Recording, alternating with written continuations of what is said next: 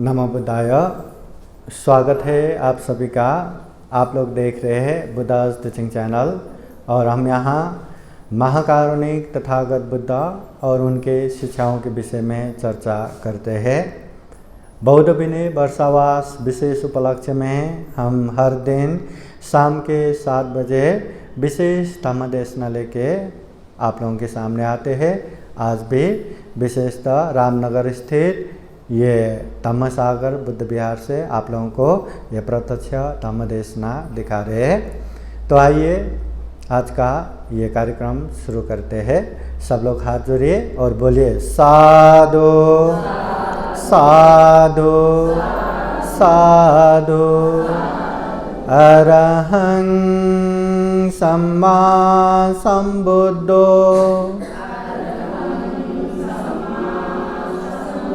भगवा बुद्धं भगवन्तं अभिवादेमि। स्वाक्षातो भगवता धम्मो धम्मं नमस्सामि। सुपतिपन्नो भगवतो सावक संगो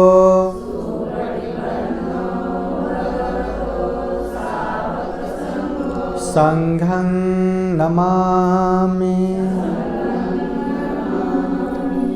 शील प्रार्थना कीजिए।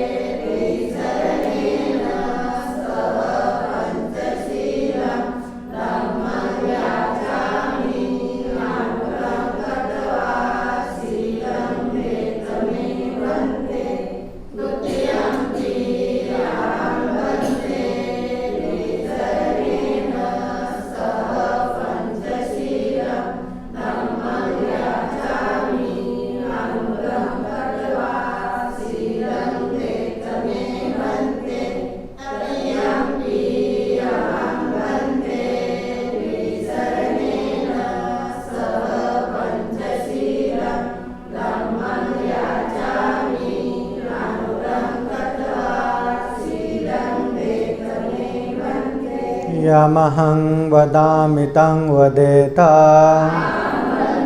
नमो तस्सा भगवतो अरहतो सम्मा संबुद्दस्सा।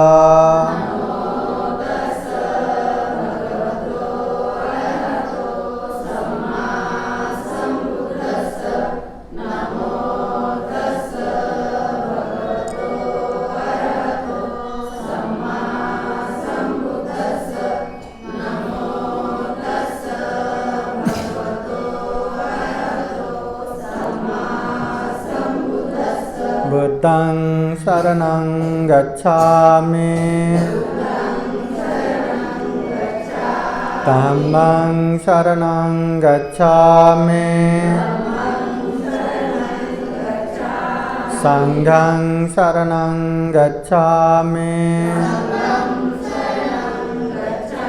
द्वितीयंपि बुद्धं शरणं गच्छामि।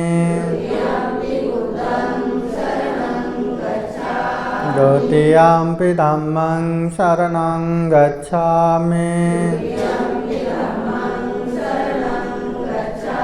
द्वितीयंपि संघं शरणं गच्छामि।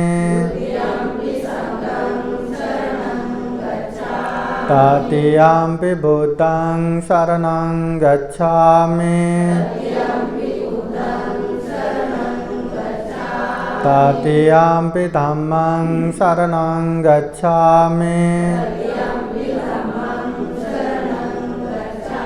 तृतीयम्पि संघं शरणं गच्छामि ते शरणगमनं परिपूर्णं पाणातिपाता वेरमणि सिक्खापदं समादयामि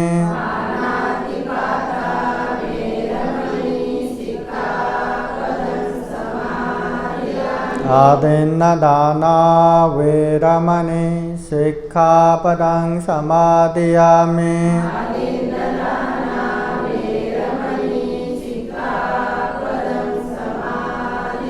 कामेषु मिच्छाचारा वेरमणि सिक्खापदं समादयामि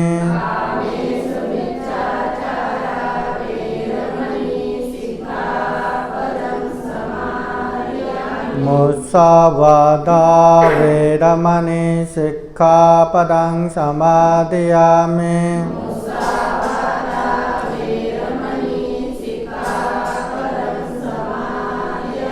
सुरामेरयो मज्जपमादत्ताना वेरमणि सिक्खापदं समादयामि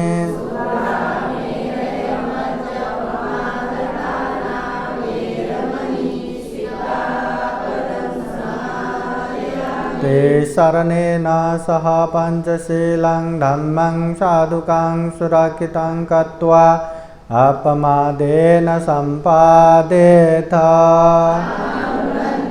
साधु साधु साधु बुद्धं नमामि धम्मं नमामि संघं नमामि। आज का धम्मदेशना कार्यक्रम शुरू करते हैं। समन्ता चक्रवालेषु अत्र गच्छन्तु देवता सदामं मुनिराजस्य शृण्वन्तु सद्गमोक्षदं धम्मश्रवणकालो अयं वदन्ता धम्मश्रवणकालो अयं वदन्ता धम्मश्रवणकालो अयं वदन्ता। नमो तस्स भगवतो अरहतो सम्मा सम्बुद्दस्स नमो तस्स भगवतो अरहतो सम्मा सम्बुद्दस्स नमो तस्स भगवतो अरहतो सम्मा सम्बुद्दस्स। पाणिमिचेवनो नास हरयपाणिना विषं नावनं विषमन्वेति नत्थि पापं अकुर्वतो। महाकारुणिक तथागत भगवान बुद्ध को त्रिवार वंदना।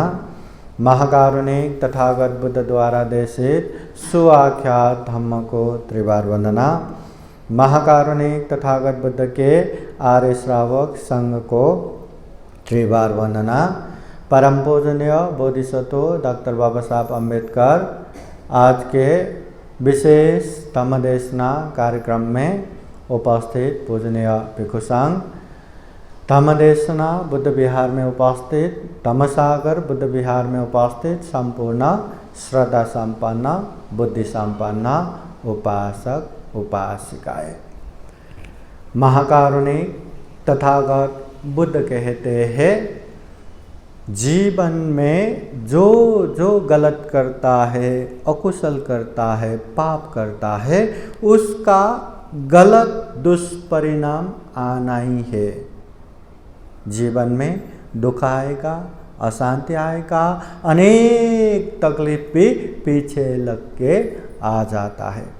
और जो व्यक्ति जीवन में पुण्य करता है, पुण्य करना जानता है, उसके जीवन में अनेक अनेक सुख शांति पीछे पीछे पीछे पीछे आते हैं। जिस तरह हम ये धूप में जाएंगे तो हम कितना भी चाहो या न चाहो, हमारे परछाएं पीछे पीछे पीछे पीछे आते रहते हैं। जो व्यक्ति पुण्य करता है, धर्म करता है, उसके पीछे पीछे भी सुख शांति वैसे ही पड़ा रहता है। और महाकारुणिक तथागत बुद्ध ये भी कहते हैं, अगर कोई दिखने में गलत कर रहा हो, हाँ, दिखने में लोगों को दिख रहा है साफ साफ ये गलत कर रहा है, पर उसके चेतना में बिल्कुल भी गलत करने का मनसाय नहीं, बिल्कुल भी अकुशल पाप करने का मनसाय नहीं, तो वो पाप भी नहीं होता। जिस तरह तथागत बुद्ध एक उदाहरण देते हैं, हाँ, जिस तरह हाथ में घाव न हो तो कितना भी हमने जहर हाथ में लिया तो हमें कोई नुकसान पहुंचने वाला नहीं है। अगर हाथ में घाव रहा तो जहर लिया तो हमें तुरंत नुकसान पहुंचाएगा, पर हाथ में कुछ घाव ही नहीं है तो जहर हाथ में भी लिया तो हमें कुछ नुकसान करने वाला नहीं है। उसी तरह अगर मन में पाप चित्ता ना हो, मन में अकुशल करने की चेतना ना हो, तो उसका भी पाप नहीं लगता। भगवान बुद्ध के समय में एक उपासिका अपने पति को हमेशा धनुष, बाण, भाला सब देते थे और वो जाके शिकार करके आते थे, तो वो तो मार रहा है, हाँ। फिर उसके पत्नी जिसने ये धनुष, बाण, भाला, पासा सब व्यवस्था करके दिया, उसको पाप लगेगा कि नहीं? लगेगा ही। पर भगवान बुद्ध कहता है नहीं लगता। क्यों, कैसे? तो आज हम इसका ही एक कहानी सुनेंगे।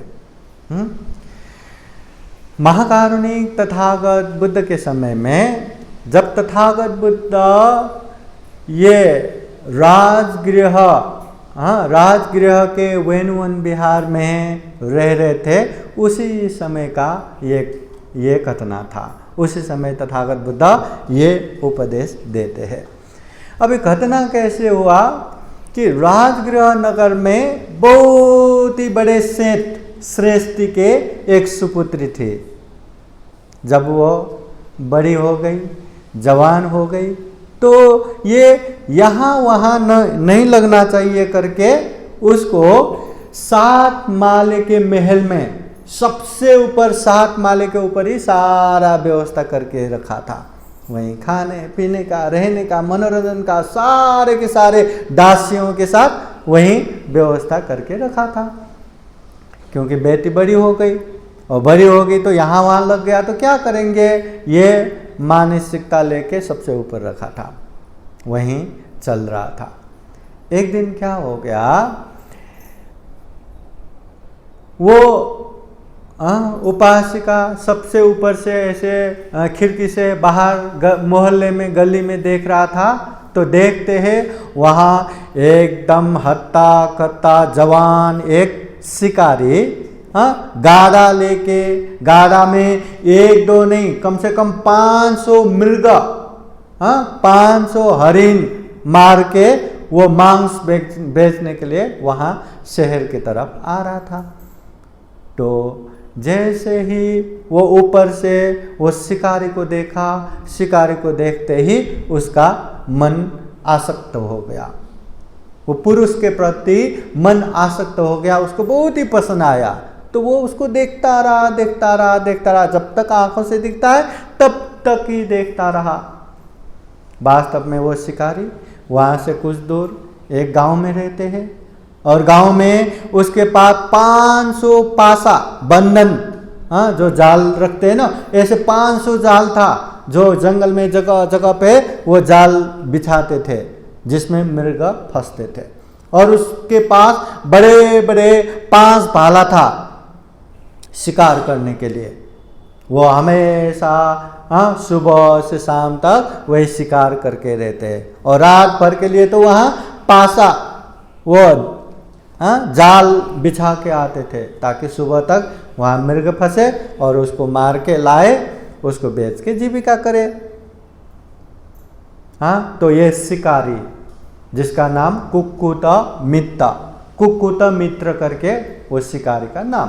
हाँ, तो वो शिकारी उस समय भी 500 मृगों को मार के उनका मांस, हाँ, शहर में वो राजगृह में बेचेंगे, फिर जाएंगे, वापस जाएंगे करके वो शाम के समय में वहाँ आया था। तो 7 माले के ऊपर से देखते ही, हाँ, वो उपासिका को बहुत ही वो पसंद आया। तो अभी क्या करे, वो तो 7 माले के ऊपर है, वो नीचे भी नहीं आ सकता, सारा व्यवस्था, सारा सुरक्षा करके रखा था। तो उसने तुरंत अपने एक दासी को कुछ गिफ्ट, उपहार उसके हाथ में देके, जाओ ये उपहार वो शिकारी को दे के आओ और उससे ये पूछ के आओ कि आप यहाँ से कब जाने वाले हो, कौन से द्वार से जाने वाले हो। अभी नगर में चारों ओर दीवार रहता है और 4 जगह पे जो गेट रहता है, कौन से गेट से जाने वाले हो पूछ के आओ। ठीक है, वो दासी जैसे मालकिन ने बताई वैसे ही शिकारी के पास गए, शिकारी को वो उपहार दिया। उपहार देते ही वो भी खुश हो गया। और वो दासी पूछती है कि आप यहाँ कब तक हो। तो वो कहते हैं मैं ये मांस आज तक बेच डालूंगा और कल सुबह सुबह मैं यहाँ से निकलूँगा। अच्छा, कल ही निकल रहे, तो आप कौन से गेट से जाओगे? मैं अमुक गेट से जाऊँगा। हाँ ठीक है। फिर वो चले गए और चल के अपने मालकिन को बताए कि वो आज मांस बेच के कल सुबह सुबह अमुक गेट से निकलने वाले हैं। हाँ ठीक है।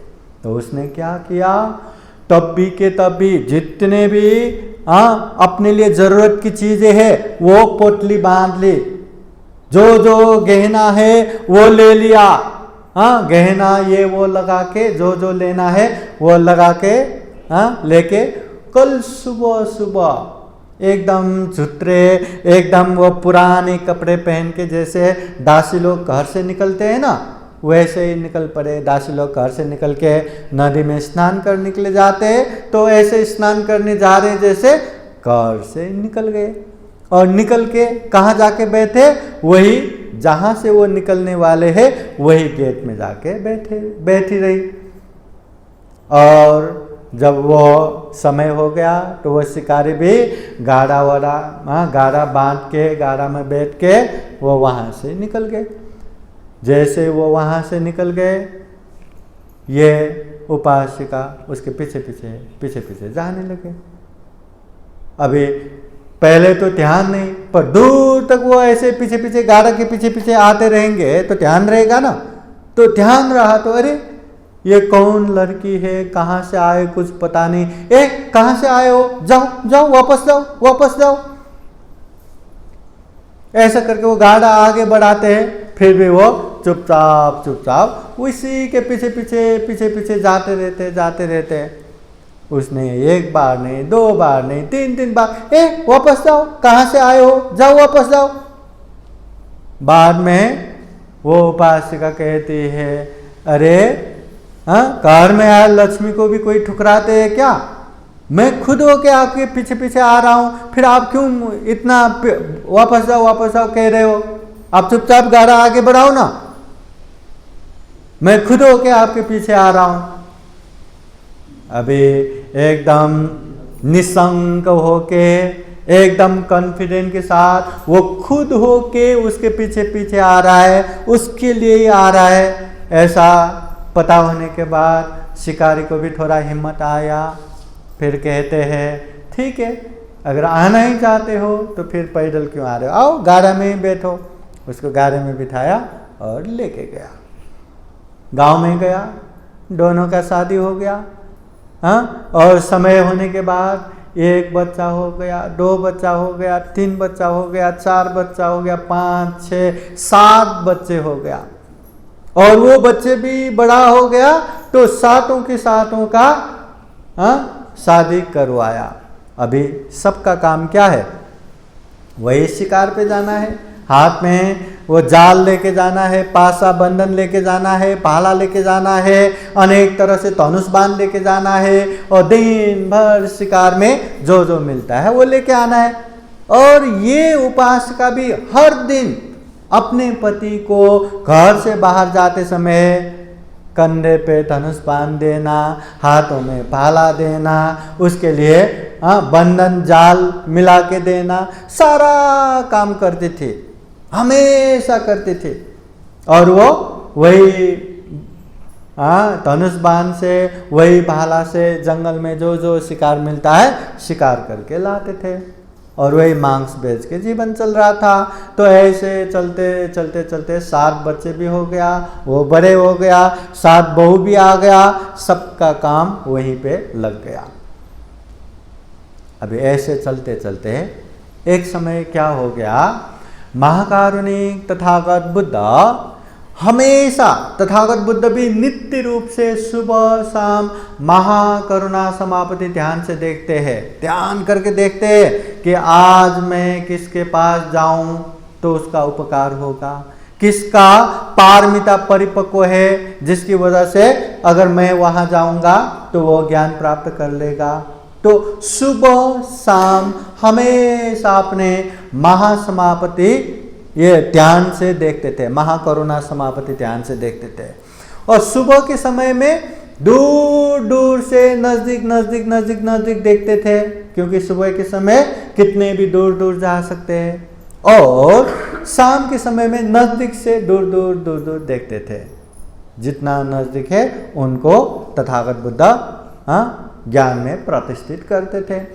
तो उस दिन भी तथागत बुद्ध महाकरुणा समापति ध्यान से ध्यान करके देख रहे थे कि आज मैं किसका उपकार करूं, किसके पास जाऊं तो उसका उपकार होगा, किसका ज्ञान परिपक्व हुआ है, किसका पारमिता परिपक्व हुआ है कि अगर मैं जाऊं तो उसको ज्ञान प्राप्त होगा। ऐसे ध्यान से देख रहा था तो उनके ध्यान में वही शिकारी आ गया।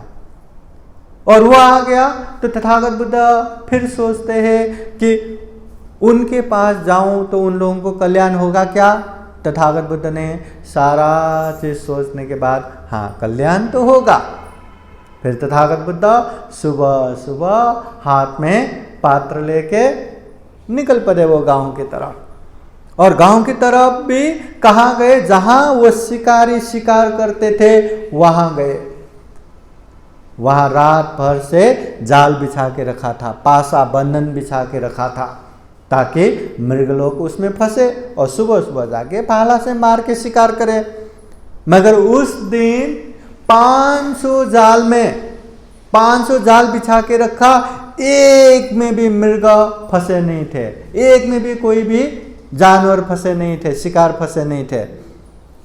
फिर भी तथागत बुद्ध वहां गए, जहां जाल बिछा के रखे थे वहां से तथागत बुद्ध ने अपना ये पैदल का निशान छोड़ते छोड़ते छोड़ते छोड़ते एक वो पेड़ के नीचे जाके आराम से ध्यान करके बैठे, निशान छोड़ते छोड़ते। अभी सुबह सुबह अभी शिकार कितने फंसे होंगे, उन लोगों को मार के घर लाएंगे करके इधर से वो कुकुट मित्र सुबह सुबह ही निकल पड़ा जंगल की तरफ। और वहां जाके देखते हैं तो इतने सारे बंधन पासा, इतने सारे जाल बिछा के रखे, एक में एक भी नहीं फंसा, एक में भी नहीं है। फिर बाद में देखते हैं कि वहां पैदल के निशान है। ये पैदल के निशान है, क्या है, कोई इंसान आके मेरे सारे शिकार को छुड़वा तो नहीं दिया, क्या है, ये कहाँ जाता है करके उसके पीछे पीछे पीछे पीछे गया तो वहां एक सन्यासी तथागत बुद्ध बैठते हुए देखा। वो देखते ही उसके मन में क्या लगा, अब एक भी शिकार नहीं है ना, तो हो न हो इसी ने मेरे सारे शिकार को भगा लिया होगा, सारे शिकार को छुड़वा लिया होगा और यहाँ बैठे हैं। तो ऐसे में मन में मैत्री जागेगा या गुस्सा जागेगा? क्या जागेगा? उसको गुस्सा आया, हाँ मेरे शिकार को भगाया, हाँ मेरे शिकार को भगा दिया। तो ये सोच सोच के उसको गुस्सा आया। अभी गुस्सा आया तो शिकारी क्या करेगा? हाँ उसको इतना गुस्सा आया, इसको तो छोड़ूंगा ही नहीं करके धनुष बाण उसको तीर से मारेंगे करके धनुष बाण मिलाने लगा। पर सामने कोई छोटे मोटे इंसान तो थे नहीं, महाकारुणिक तथागत बुद्ध थे। तो तथागत बुद्ध को धनुष बाण मारने के लिए वो धनुष ले रहे, वो ले भी नहीं पा रहे थे। हाँ बाण में चराना था, चरा भी नहीं पा रहे थे, ऐसे थर थर कांप के वो कर ही नहीं पा रहे थे। और धनुष बाण चरा भी लिया तो वो छोड़ ही नहीं पा रहे थे। ऐसे लग रहा था कि उसके हाथों में बहुत ही दर्द हो रहा है, वो हिला भी नहीं पा रहा है, वो चला भी नहीं पा रहा है, वो धनुष बाण चरा नहीं पा रहे, चरा तो छोड़ नहीं पा रहे तथागत बुद्ध को। तो ऐसे बहुत कष्टकर रूप से बीत रहा था। और इधर घर में वो उपासिका, अरे इतने समय हो गया अभी तक आए नहीं, हाँ पहले पहले होता तो ये समय तक तो आता था, क्या हो गया रहेगा? हाँ फिर अपने एक बेटे को, जाओ बेटा देख के आओ तुम्हारे पापा क्या हो रहा है, क्या कर रहा है। ठीक है करके माँ की बातें सुन के वो भी जंगल में गया देखने के लिए। और वहाँ देखने के लिए गया तो अपने पापा बहुत ही पीड़ा से अकड़ रहा, जैसा इतना दर्द हो रहा है और धनुष बाण ऐसे ही पकड़ के बैठ रहा है। अरे मेरे पिताजी को इतना पीड़ा क्यों हो रहा है?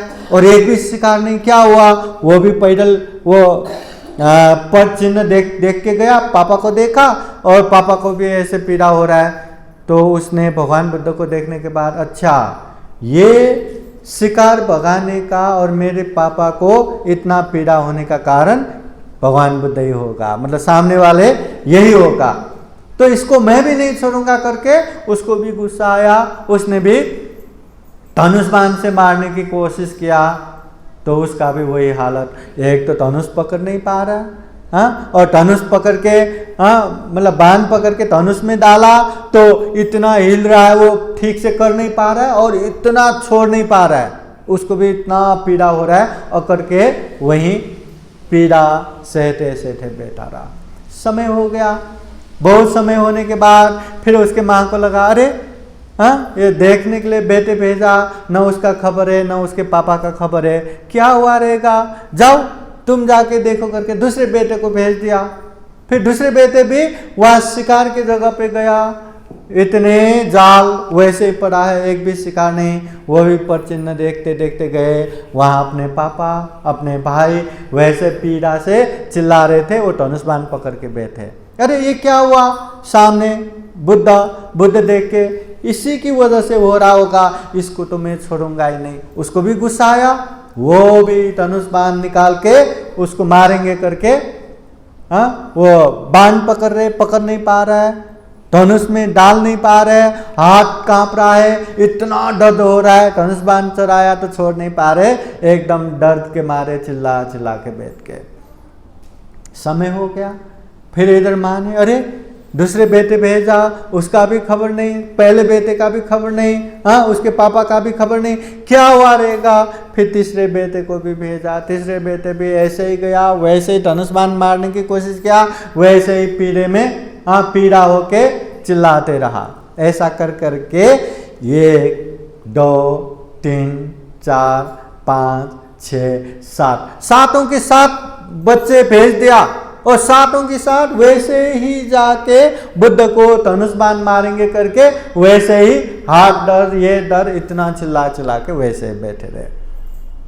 फिर इधर उपासिका, अरे ये क्या हो गया, सबके सब गए, आए कोई नहीं, कोई विघ्न तो नहीं हुआ, कोई समस्या तो नहीं हुआ, चलो देखेंगे करके सातों के साथ बहू लेके वो भी गए जहाँ शिकार करते, वहाँ जाके देखते हैं, वहाँ शिकार तो खाली पड़ा है, और पर चिन्ह देखते देखते क्या हुआ करके देखते हैं तो सारे के सारे धनुष बाण पकड़े पकड़े इतना हिल रहा है, कांप रहा है, दर्द के मारे चिल्ला रहा है, धनुष बाण छोड़ नहीं पा रहा है, ऐसी हालत। तो ये देख के अरे ये क्या हो गया करके सामने ऐसे देखते हैं तो सामने तथागत बुद्ध। तो तथागत बुद्ध देखने के बाद वो ऐसे हाथ फैलाते फैलाते सामने जाते हैं, अरे मेरे पिताजी को बाण मत मारो, मेरे पिताजी को बाण मत मारो। सबको रोकते रोकते सामने जाते हैं।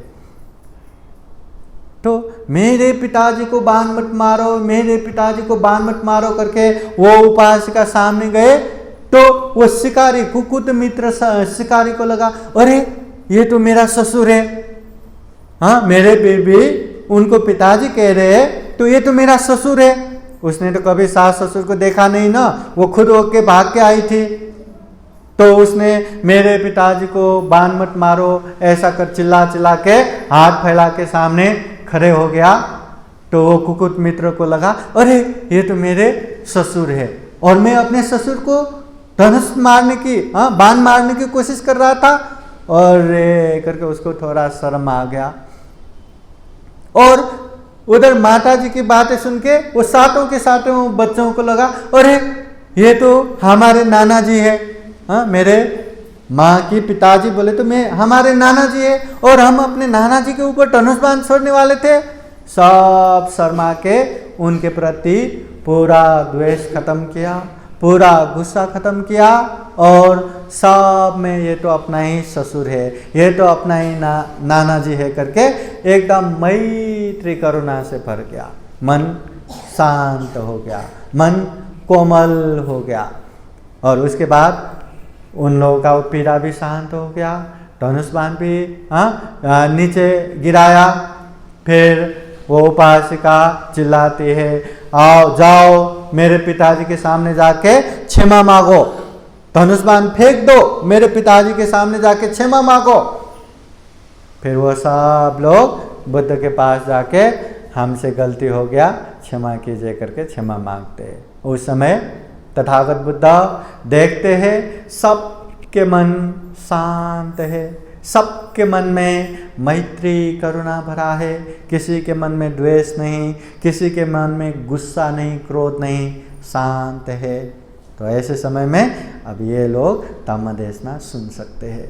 फिर तथागत बुद्ध उन लोगों को प्रारंभिक उपदेश देते हैं, दान के विषय में उपदेश देते हैं, शील के विषय में उपदेश देते हैं, सुगति के विषय में उपदेश देते हैं, काम आदिनवों के विषय में उपदेश देते हैं, ये काम शरीर का दुष्परिणाम के विषय में उपदेश देते हैं, क्लेश के विषय में उपदेश देते हैं, निष्क्रमण के विषय में उपदेश देते हैं। जो प्रारंभिक उपदेश है, शुरुआत से लेकर जो उपदेश देते हैं वो सारा उपदेश तथागत बुद्ध देते हैं।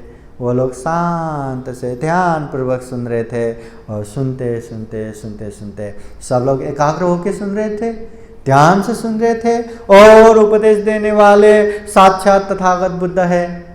तो तथागत बुद्ध के उपदेश सुनते सुनते सुनते सुनते वहाँ कुक्कुट मित्र वो शिकारी ने धर्म चक्षु बोध किया, वो भी श्रोतापति फल में पहुंच गया।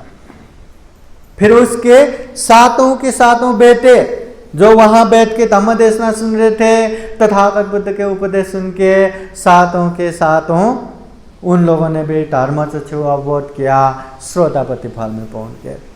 फिर वहीं सातों के सातों जो बहुएं हैं, जो उनके सास के साथ साथ वहां आई थी ना, तो वो लोग भी तथागत बुद्ध के उपदेश सुन रहे थे, और उपदेश सुनते सुनते सुनते सुनते उन लोगों ने भी श्रोतापति फल प्राप्त किया। तथागत बुद्ध के उपदेश सुन के एक ही परिवार में कितने लोगों ने श्रोतापति फल प्राप्त किया? कितने लोगों ने? 7 बेटा 7 बहू, वही 14 हो गया। और उसके पिताजी कुक्कुट मित्र 15 हो गया। 15 लोगों ने श्रोतापति फल प्राप्त किया। फिर वो उपासिका ने क्यों श्रोतापति फल प्राप्त नहीं किया? क्योंकि वो बौद्ध कुल में जन्म हुआ था। हाँ, उसके माता पिता भी बिहार जाने वाले, बुद्ध के उपदेश सुनने वाले थे, तो इसलिए वो उपासिका ने बहुत पहले ही श्रोतापति फल प्राप्त कर चुके थे, बहुत पहले। हाँ, तो ये उपदेश सुन के सभी ने मतलब धर्मचक्षु बोध किया, श्रोतापति फल प्राप्त किया, और तथागत बुद्ध सबको आशीर्वाद दे के राजगृह वेलवन बिहार में वापस आते हैं। ठीक, फिर वहाँ आने के बाद आनंद भिक्षु पूछते हैं, भगवान आप आज किसके वहाँ गए, किसका उपकार करके आए? फिर तथागत बुद्ध, हाँ आज मैं कुकुत मित्र शिकारी के वहाँ जाके आए, उसने और उसके बेटे बहुओं ने श्रोतापति फल प्राप्त किया, ऐसे बोलते हैं। फिर वो उपासिका, हाँ उपासिका ने पहले ही बहुत पहले ही, शादी से पहले ही श्रोतापति फल प्राप्त कर चुकी थी। फिर आनंद भिक्षु पूछते हैं, भगवान जब ये उपासिका शादी से पहले ही श्रोतापति फल में पहुंच चुके थे, तो ये मतलब एक शिकारी के साथ शादी होके शिकारी को सब सहयोग करना, ये करना, धनुष बाण मिलाना, ये ठीक है क्या? जब धम्म सभा में भिक्षु लोग भी जमा होते हैं, भिक्षु लोग भी यही बातें करते रहते, यही चर्चा करते रहते कि तथागत बुद्ध के उपदेश सुन के सबने श्रोतापति फल प्राप्त किए, और वो उपासिका तो पहले ही श्रोतापति फल में पहुंचे हुए थे। तो ऐसा है, तो एक शिकारी के साथ शादी करके गए तो गए, हर दिन शिकारी को धनुष बाण देना, भाला हाथ में देना, और फिर जाल मिला के देना, वो सारा करके देना।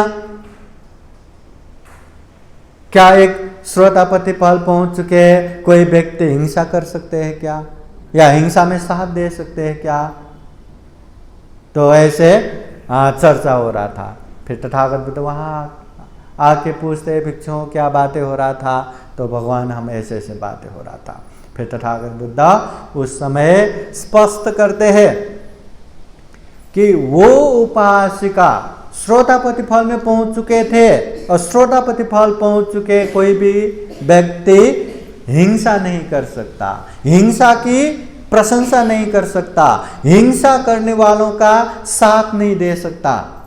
तो ये जो अपने पति को धनुष बाण मिला के देना, हाथ में भाला देना, पासा बंधन देना, जाल देना, ये सब जो भी कर रहे थे एक अपना पतिव्रता निभा रहे थे, मतलब अपने पति के ऊपर जो अपना कर्तव्य है वही कर्तव्य निभा रहे थे।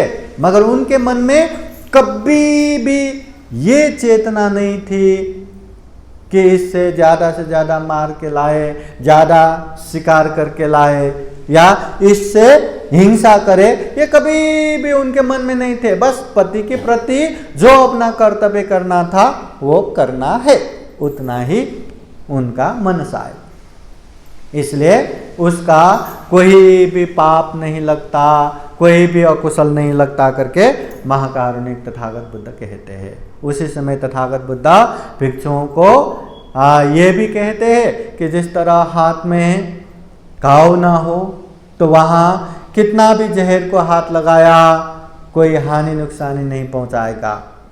हाँ, अगर हाथ में घाव हो तो जहर पकड़ा तो वो जहर लग जाता है, पर घाव ही नहीं है तो जहर पकड़ने से भी कोई भी हानि नुकसानी नहीं होता। उसी तरह अगर मन में पाप चित्त ना हो तो ऐसे कर्म से भी कोई भी पाप नहीं लगता, कोई भी हिंसा नहीं होता। ऐसा कहते हुए महाकारुणिक तथागत बुद्ध यही गाथा सबको उपदेश देते हैं। तथागत बुद्ध कहते हैं,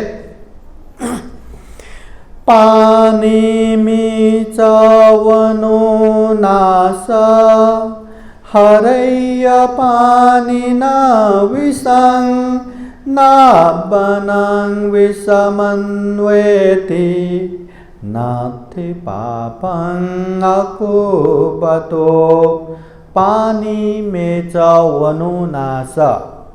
अगर हाथ में घाव ना हो या कोई भी तरह का वहाँ व्रत या घाव ना हो, तो कितना भी जहर को हाथ में ले ले उससे कोई भी हानि नुकसानी नहीं होगा। उसी तरह अगर मन में पाप ना हो, मन में गलत भावना ना हो, तो कोई भी काम करने से उसका पाप नहीं लगता, ये तथागत बुद्ध कहते हैं। महाकारुणिक तथागत बुद्ध अच्छे से समझाते हैं, जो काम हम करते हैं उसमें चेतना रहा या मैं करूंगा करके करते हैं तो उसका पाप लगते हैं। जैसे आप लोग मच्छर को मारते हैं कि नहीं, मारते हैं कि नहीं? अगर मच्छर को ऐसे करके मैं इसको मारूंगा, कितना परेशान कर रहा है, कितना हमें ये दुख दे रहा है करके उसको पीछे पीछे जाके मारा, तो वो निश्चित रूप से पाप लगता है।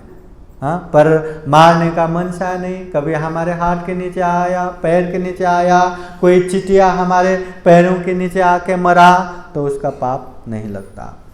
ये हवाओं में भी माइक्रोस्कोप से देखेंगे तो इतने जीवाणु रहता है, इतने कीटाणु रहता है, जो हमारे श्वास से अंदर जाके हमारे शरीर के उष्णपना गर्मपना से वो सारे के सारे मर जाते हैं। उसका पाप लगता है क्या? नहीं लगता, क्योंकि वो मारेंगे ऐसे मनसाए हमारे मन में नहीं। जो खेतों में काम करते हैं, खेत में काम करते समय, खेत जोतते समय न जाने कितने कीट पतंग, कितने प्राणी वहां मर जाता है, पर उसका पाप वो किसानों को नहीं लगता, क्योंकि खेत में काम करते समय मेरे खेत में जितने भी कीट पतंग है मैं एक एक को मारूंगा करके कोई खेतों में काम करते हैं क्या? नहीं, वो मारने का मनसा ही नहीं रहता, इसलिए उसका पाप नहीं लगता। मगर खेतों में काम कर रहे हैं, वहाँ कोई चूहा देखा, सांप देखा, कोई भी चीज देखा और उसको पीछे लग के मारने गए, तो वह हिंसा हो गया, उसका पाप लगता है। और हमने माइक्रोस्कोप से हवा में देखा, वहाँ बहुत सारे कीटाणु है, ठहरो मैं एक एक को मारूंगा करके सांस लेते लेते बैठे रहे, तो उसका पाप लगेगा।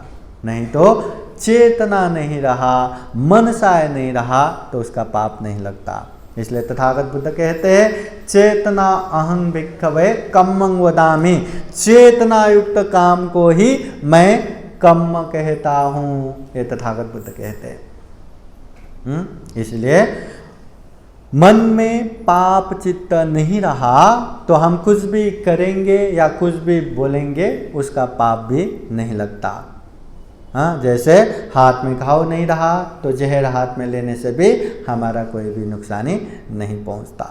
तो इस तरह तथागत बुद्ध उपदेश देते हैं, तो वहाँ बहुत सारे लोगों ने ज्ञान प्राप्त किया, बहुत सारे लोगों को यह धर्म देशना सार्थक हो गया।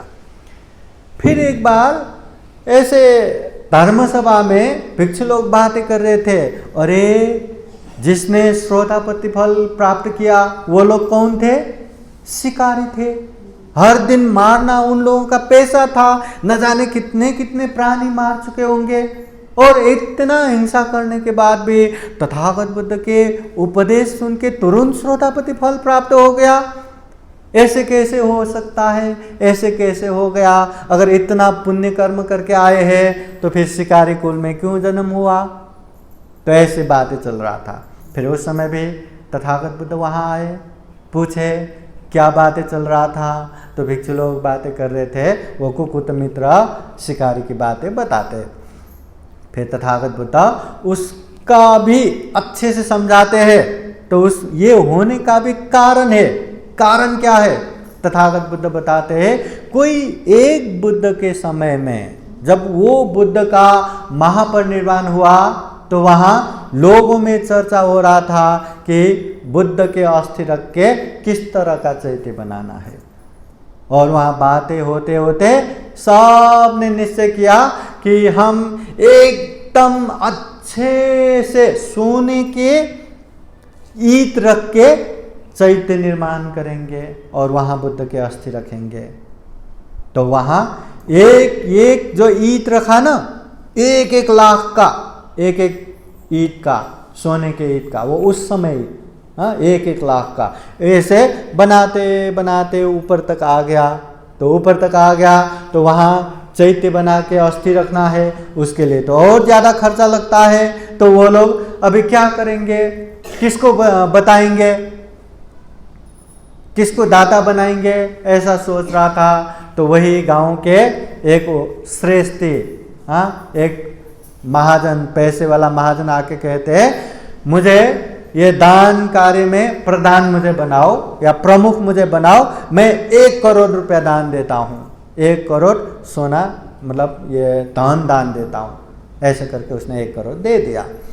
तो 1 करोड़ दे दिया तो अभी वो ग्रुप में बातें चलने लगे, अरे ये उपासक ने तो सिर्फ 1 करोड़ ही दिया, यहाँ 1-1 लाख बराबर के ईंट रख के इतना हमने चैत्य बनाया, करोड़ों करोड़ खर्च किया, तो वो 1 करोड़ दान देने वाले को कैसे प्रधान बना सकते हैं? 1 करोड़ तो कुछ भी नहीं। फिर ऐसा वो उपासक ने सुना तो उसने, अच्छा ऐसी बात है तो मैं और 2 करोड़ देता हूँ, मुझे ही प्रमुख बनाइए, दान में मुझे ही प्रमुख बनाइए करके और 2 करोड़ दिया, 3 करोड़ दे दिया। फिर भी वहाँ लोगों में चर्चा हो रहा है, ये 3 करोड़ भी बहुत ही कम है, इतना खर्चा किया है, उसको कैसे प्रधान बनाएंगे, कैसे प्रमुख बनाएंगे?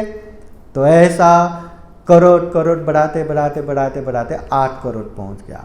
फिर भी वहाँ लोग यही चर्चा कर रहे थे कि ये 8 करोड़ भी बहुत ही कम है, हाँ, इतना खर्चा करके हम चैत्य बना रहे। अब बात ऐसा है कि ये जो गांव के श्रेष्ठ है उसके पास 10 करोड़ ही थे, 8 करोड़ तो दान दे दिया, 2 करोड़, अभी 10 ही करोड़ देंगे तो उससे नहीं बढ़ा पाएंगे और खुद के पास भी कुछ नहीं रहेगा। अब क्या करेंगे? और उधर वो शहर में रहने वाले महाजनों के पास 40 करोड़ था। अब 40 करोड़ के सामने 10 करोड़, फिर वो तो प्रधान नहीं बन पाएंगे, प्रमुख नहीं बन पाएंगे। फिर उसने क्या किया कि मैं ये 10 करोड़ धन भी दान देता हूं, और इसके साथ साथ हाँ, उसने अपने सातों के साथ पुत्र को बुलाया, ये पुत्र सातों के साथ बहू को बुलाया, ये बहू हाँ अपने बीवी को भी बुलाया कि हम हाँ पति पत्नी और 7 बहू 7 बेटे, हम 16 के 16 आजीवन ये चैत्य के दासी बन के समर्पित रहेंगे। ऐसा करके वो दान दिया। तो इतना दान सुनने के बाद वहाँ लोगों में चर्चा हो गया कि पैसा तो कोई भी दान दे सकता है, दान तो कोई भी दे सकता है, मगर खुद को समर्पित करना, अपने परिवार को समर्पित करना, ये छोटे मोटे दान नहीं है, ये बहुत बड़ा दुष्कर कर्म है जो करना बहुत ही मुश्किल है, इतना बड़ा कर्म है। ठीक है करके उसी को दान में प्रधान बना दिया, उसी को प्रमुख बना दिया और वो स्तूप बना के कंप्लीट किया। बाद में इतना होने के बाद अभी इतना प्रधान बन के इतना दान दिया, उसको ये चैत्य का दास दासी कैसे बनाना, सब ने कह के उसको मुक्त कर दिया कि आप लोग दास दासी नहीं, स्वतंत्र हो। फिर भी वो सारे परिवारों ने जब तक जीवन है तब तक वो स्तूपा का संरक्षण करना, स्तूपा का रेख देख करना, जीवन भर समर्पित ही रहा। इतना पुण्य करने के बाद वो लोग देवलोक में उत्पन्न होके इतना लंबे समय तक उन लोगों ने सुगति में सुखानुभूति किया। और बाद में सबसे पहले उसकी बीवी वहाँ से च्युत होके वो श्रेष्ठ के पुत्री होके जन्म हो गया बनारस में, और बाकी गांव में वो कुकुट मित्र शिकारी होके जन्म हो गया उसका पति। और इसके पत्नी जो कितने समय से साथ में थे ना, तो इसलिए वो 7 माले के महलों से जो बाहर देख रहा था ना, पहली नजर में वो शिकारी को आते हुए देख के पहली नजर में उसको बहुत समय से अपना था ना, तो वो स्नेह वो प्रेम जाग उठा। तो तब से उसने उसको अपना मान लिया और उसके पीछे पीछे ही गया। और उन दोनों का शादी होने के बाद जब बच्चे हो गया तो वो लोग ही देवलोक से च्युत होके उसके बच्चे के रूप में ही आ गए, और सातों के सातों बहू भी यहाँ वहाँ जन्म होके समय के साथ साथ सब लोग बहू बन के आ गए। तो ऐसे पुण्य करके आए थे, इसलिए तथागत बुद्ध के एक ही उपदेश सुन के सबने श्रोतापति फल प्राप्त किया। मगर उन लोगों में सिर्फ श्रद्धा था, प्रज्ञा नहीं था, इसलिए वो लोग ऐसे कुल में जन्म हुआ करके तथागत बुद्ध समझाते हैं। मतलब उन लोगों ने ज्ञान प्राप्त किया भी ऐसे वैसे नहीं, पहले इतना पुण्य करके आए थे, इतना धम्म करके आए थे, इसकी वजह से तथागत बुद्ध के उपदेश सुनते ही उन लोगों ने भी ज्ञान प्राप्त किया। इसलिए तथागत बुद्ध कहते हैं जीवन में पुण्य करना चाहिए, धम्म करना चाहिए। जो व्यक्ति पुण्य करता है, धम्म करता है, अभी भी सुख शांति मिलेगा, बीच में भी सुख शांति मिलेगा, अंत तक सुख शांति मिलेगा। न जाने जीवन में कब कहाँ कैसे वो पुण्य आके हमें साथ देगा, सुख शांति देगा, पता ही नहीं। इसलिए पुण्य निरंतर करते जाना है और पाप में हमेशा दूर रहना है।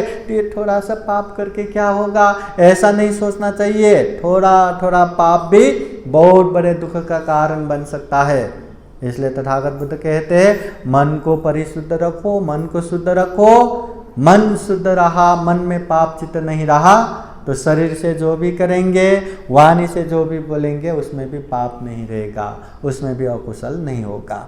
ये तथागत बुद्ध के उपदेश है। तो हम भी यही कामना करते हैं कि जीवन में खूब पुण्य कर सके, पाप से दूर हो सके और जीवन में ढेर सारा पुण्य धम्म करते हुए ये दुर्लभ या अमूल्य ये सर्वश्रेष्ठ मनुष्य जीवन को सफल बना सके, सार्थक बना सके।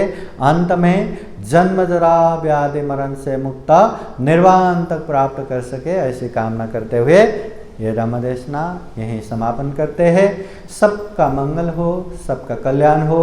भवतु सब मंगलम। धम्मदेशना के अंत में आप लोगों को बुद्धवाणी पाली गाथा द्वारा आशीर्वाद देते हैं। आप लोगों के जीवन में बुद्ध का आशीर्वाद रहे, धम्म का आशीर्वाद रहे, संघ का आशीर्वाद रहे। सभेतियो विवाचान्तो सब्बरोगो विनाशतु माते भवतु अन्तरायो सुखी दीर्घायुको भव। भवतु सर्वमङ्गलं रक्षन्तु सर्वदेवता सर्वबुद्धानुभावेन सदा सुखी भवन्तु ते। भवतु सर्वमङ्गलं रक्षन्तु सर्वदेवता सर्वधर्मानुभावेन सदा सुखी भवन्तु ते। भवतु सर्वमङ्गलं रक्षन्तु सर्वदेवता सर्वसङ्गानुभावेन सदा सुखी भवन्तु ते। एचितं पाचितं तुय्यं क्षिप्रमेव समिजतु सबे पुरन्तु चित्तसङ्कल्पा छन्दोपन्नरसो यथा। आयु आरोग्य सम्पत्ति सर्गसम्पत्तिमेव च अतो निब्बान सम्पत्ति इमिनाते समिजतु। साधु साधु साधु। बुद्धं नमामि, धम्मं नमामि, संघं नमामि, अहं वन्दामि सर्वदा।